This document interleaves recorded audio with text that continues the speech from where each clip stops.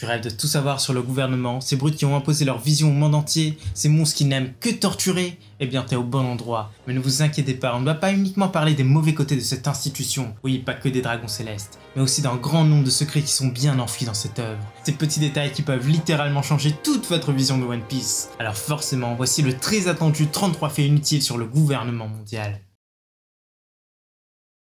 Hello les accros de One Piece, c'est Silver et Copper, bienvenue sur Raftalie, la chaîne dédiée à tout l'univers de One Piece.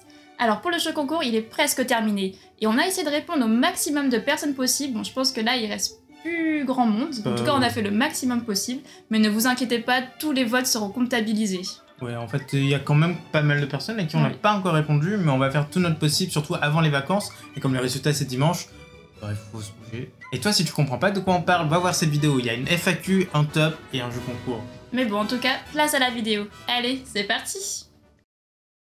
Le premier fait de cette vidéo, c'est que les vieux du gouvernement semblent être tous inspirés de grands dirigeants de notre monde. Si vous en doutez, eh bien regardez, c'est flagrant au moins pour ces deux-là. On a Gandhi et Gorbatchev.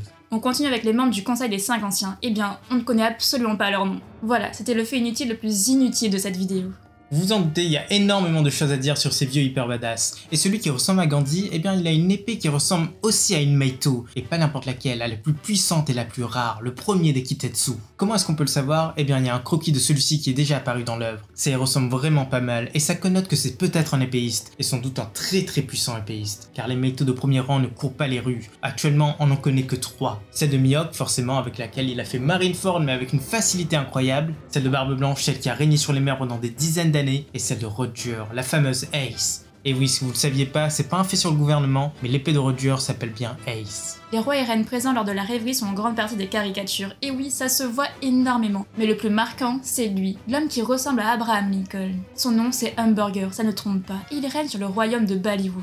Si on ajoute à ça toutes ses couleurs et ses étoiles, c'est bien le représentant de l'Amérique. D'ailleurs, lors de la rêverie, c'est bien lui qui dirige l'ensemble. On rajoute également ce personnage, et lui on est sûr que vous voyez exactement à qui il ressemble.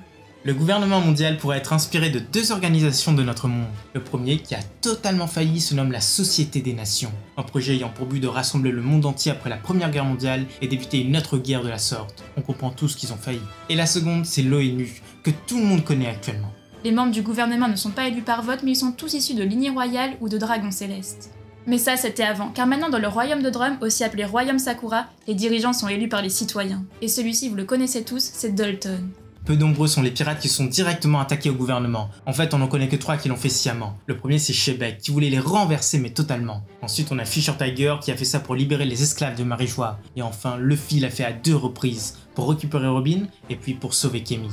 Et là, on va pas lui en vouloir, c'était une scène extraordinaire. Il y en a un 4ème, mais c'est un peu compliqué, on en parlera après. Rocinante est sans doute le dragon céleste le plus aimé de tous les temps, même s'il n'avait plus ce titre depuis assez longtemps. Il y a une info très intéressante sur Marijois. C'est le lieu où habitent tous les dragons célestes et c'est le lieu où se concentre tout le pouvoir politique. D'ailleurs, les 5 anciens s'y trouvent et ils ont un lieu juste à eux, ça s'appelle le Sanctuaire, et peu de personnes peuvent y aller. En tout cas, on sait que les amirants en chef y ont leur place, ils sont convoqués, mais aussi Shanks, aussi étonnant que ce soit. San Carlos, le fou dangereux qui a essayé d'acheter Kemi pour la mettre dans son aquarium rempli de requins, totalise un nombre total de 8 épouses. Mais il est également précisé qu'il en avait 13 auparavant et qu'il en a renvoyé 5. Mais dans quel état, ça c'est bien la question, car tous ces soi-disant épouses sont des esclaves. La plupart des dragons célestes se protègent du monde extérieur à l'aide d'une bulle de verre. Ils ne supportent absolument pas de respirer le même air que la population. Et celle de San Carlos, elle est différente de toutes les autres, elle n'est pas en verre, elle est en résine. Et pourquoi? Eh bien tout simplement car il a la fâcheuse tendance de se curer le nez toute la journée. Il a donc forcément fallu trouver une façon de lui permettre de le faire en extérieur. Rob Lucci appartient en CP9 depuis l'âge de 13 ans. C'est aussi à cet âge qu'il a commis son premier massacre lors d'une de ses missions en assassinant tous les otages qu'il devait libérer. Et d'ailleurs, le gouvernement était d'accord avec ses méthodes. Le CP9 est une affaire de famille sur bien des points, car le père de Spandaim était à la tête du CP9 lors de la tragédie d'Ohara, le fameux Spandine. Mais ce n'est pas le seul lien de sang qu'il y a là-bas, car l'un de ses bras droits, Laskai, n'est autre que le père de Khalifa. Oui, il est le père de la belle infiltrée qui crie toujours au harcèlement. Depuis que Rob Lucci a été trahi par son supérieur et expulsé du CP9, il ne souhaite que se venger. Et pourtant il a intégré le CP0 avec Aku. Heureusement cette fois, il est le supérieur de Spandaim. Parmi les Mugiwara, il y en a plusieurs qui ont attaqué des dragons célestes, mais le plus étonnant, c'est Usopp. Il est tombé sur Saint-Rosevalt et l'a assommé d'un seul coup. Ah pardon, c'est le dieu Usopp, il a délibérément réduit à néant en déchets humains. Marijois est inspiré d'un grand monument que vous connaissez tous, c'est le château de Chambord. Mais l'histoire ne s'arrête pas là car le conservateur de ce château historique a appris cette similitude et il s'amuse maintenant à communiquer sur le sujet en citant One Piece. La culture, c'est la culture. Et les Nakama, on est pile à la moitié de cette vidéo, donc si vous l'avez apprécié jusque là, laissez un pouce bleu, ça nous aide énormément à évoluer, et puis YouTube va mettre en avant la vidéo, et ça c'est plutôt sympa pour nous. Mais bon, allez on continue. Le trône vide de Marijoa, qui appartient en fait à Im-sama, a une forme très particulière, mais ça c'est aussi une référence. Ce trône a la même forme que la place Saint-Pierre au Vatican. Mais qu'est-ce qu'Oda essaie de nous dire avec ça? Le gouvernement a installé un camp d'entraînement sur Guanao pour les recrues du Cypher Pole. Mais ce lieu est également inspiré de notre monde réel, de la touresse de Jingxing-Yuin Wenzu. Jingxing-Yuin Wenzu. Bon là, vraiment, je suis désolée si je le prononce mal, mais je suis pas une experte. Jingxing-Yuin Wenzu.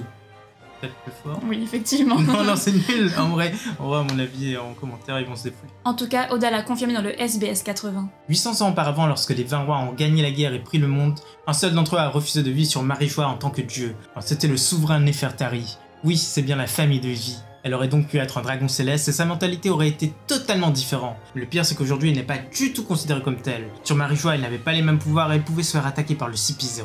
Ener partage quelques points communs avec les dragons célestes. Et oui, il ne se mélange pas à la populace, il se trouve supérieur à eux, il se donne le droit de vie ou de mort sur ses subordonnés, il se fait appeler Dieu. Et le plus étonnant, c'est que son ennemi naturel est Luffy. Élastique et électricité, on le sait, ça ne fait pas bon ménage. Comme le dit, il est dragon céleste. La nourriture préférée de San Carlos est la glace de luxe, mais Oda est parti plus loin, c'est une marque très particulière, celle de Godiva, la marque belge que nombre d'entre nous connaissent. Étonnant que ça existe dans One Piece. Mais c'est toujours mieux que les goûts de son père, Saint-Rosval, dont la nourriture préférée c'est la cervelle de singe. Jusqu'à il y a peu, le gouvernement refusait d'intégrer les hommes poissons à la rêverie, même si pour la dernière rêverie, les hommes poissons ont été invités. Mais par contre, le gouvernement a toujours le droit de réduire ces derniers en esclavage, et c'est d'ailleurs ce qu'a tenté de faire San Carlos avec Shirahoshi. Ce dragon céleste va très bientôt apparaître dans le hashtag MeToo. Oui, c'est une prédiction. En fait, la plupart y apparaîtront sûrement un jour ou l'autre. Plus de 170 pays sont rassemblés sous la bannière de la justice absolue. Le gouvernement assure ainsi leur protection, mais ce n'est pas gratuit. Ils doivent payer ce qu'on appelle le tribut céleste à chaque rêverie. Et s'ils ne peuvent pas, le royaume perd sa protection et se fait automatiquement prendre d'assaut par les pirates et les bandits. L'exemple parfait, c'est l'île de Sphinx, le lieu d'origine de Barbe Blanche qui fut transformé en enfer sur Terre durant son enfance. Heureusement qu'il était là pour prendre les choses en main. Aucun dragon céleste ne semble avoir de fruits du démon, en tout cas à part Dofi et Corazon, mais eux ils ont été déchus depuis très longtemps, et ils les ont mangés bien avant. Pourtant ils semblent avoir accès à cela très facilement, car ils s'amusent à en donner à leurs esclaves juste pour s'amuser un peu plus. Voir Hancock et ses sœurs en ont fait les frais. Marijoa est le seul endroit où les dragons célestes ne portent pas de scaphandre. L'air y est plus pur et plus noble selon eux. Ce qui n'est peut-être pas faux car il n'y a pas d'usine pour polluer l'air et Marijoa est situé sur le point le plus haut du monde de One Piece. Selon King Riku, Doflamingo a eu son titre de Shichibukai de façon très particulière. Il a attaqué un des navires transportant les tribus célestes. Pourtant, cet acte est considéré comme une rébellion, une atteinte directe au dragon céleste. Un amiral aurait dû forcément venir lui rabattre le kake. Pourtant, ça n'a pas été fait et il semblerait qu'il y ait un énorme chantage derrière. Doflamingo il connaît des secrets et forcément il les a encore à Impel Down. Enies Lobby est un territoire qui appartient entièrement au gouvernement mondial. Rares sont les pirates qui osent s'y rendre. En fait, tous l'évitent sauf eux. Mais avant tout ça, savez-vous comment étaient recrutés les jurés? Eh bien c'est tout simplement parmi les condamnés à mort qui ont été graciés. En guise de vengeance, ils déclarent tout le monde coupable. Franchement, c'est vraiment pas sympa. Les 3 dragons célestes qui sont apparus à Sabaody ont tous de petits plaisirs très particuliers. Saint-Rosval, qui avait 53 ans à l'époque, aime collectionner les capitaines pirates en tant qu'esclaves. Saint-Carlos, ce vieil homme qui n'avait que 22 ans, oui c'est vrai, il collectionnait les jolies femmes. Mais ça, on en a déjà parlé avant. Et enfin, Sainte Charlia, âgée de 15 ans à l'époque, hyper petite pour être aussi cruelle, s'amusait à pousser les esclaves jusqu'à l'épuisement. Et dans sa grande gentillesse, elle finissait par les tuer pour leur éviter l'agonie. Le symbole du gouvernement mondial semble représenter les 4 grandes mères de One Piece avec en son centre Marijoa. D'ailleurs, Marijoa est considérée comme le centre du monde. C'est pour cela que les 20 rois gagnants ont décidé d'établir leur château à cet endroit pour montrer leur supériorité. Le gouvernement possède 2 grandes protections de langue qui appartiennent à 2 organisations différentes. La première, c'est le CP0, le groupe le plus secret et puissant du Cypher Pole. Il a même un nom complémentaire, Aegis. Et ça, qu'est-ce que ça veut dire à votre avis? Eh bien c'est l'égide en anglais, le bouclier de Zeus olympien qui a été transmis à Athéna. Et le second groupe, c'est le Sword, l'unité de la marine qui infiltre les pirates. L'un protège et l'autre attaque. Tout ça pour permettre au gouvernement de toujours avoir le dessus.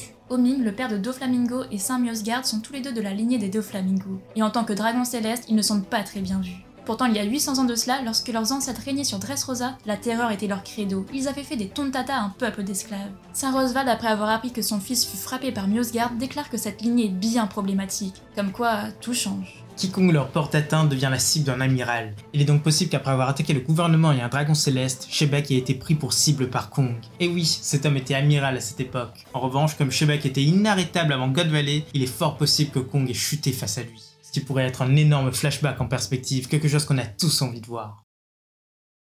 Voilà, c'est déjà la fin de cette vidéo, et surtout, laissez votre avis en commentaire parce que ça nous fait super plaisir. Vous laissez un pouce bleu si c'est possible, et abonnez-vous si vous êtes vraiment très motivé. Et en tout cas, vu vos retours à chaque fois, ça nous fait super plaisir. Ça nous pousse à aller plus loin, à innover, à créer de nouveaux formats. Et là, en fait, on a envie d'être plus innovant, être plus créatif, et on va faire ça en fait à La Réunion, et à notre retour de La Réunion. Et on a vraiment hâte de voir vos réactions, on espère qu'en tout cas que ça vous plaira, tout ce qu'on prévoit. On travaille dessus depuis déjà un moment, enfin ça fait longtemps qu'on avait ces idées-là, et voilà, on espère en tout cas vraiment que ça vous plaira. Oui, exactement, c'est très innovant.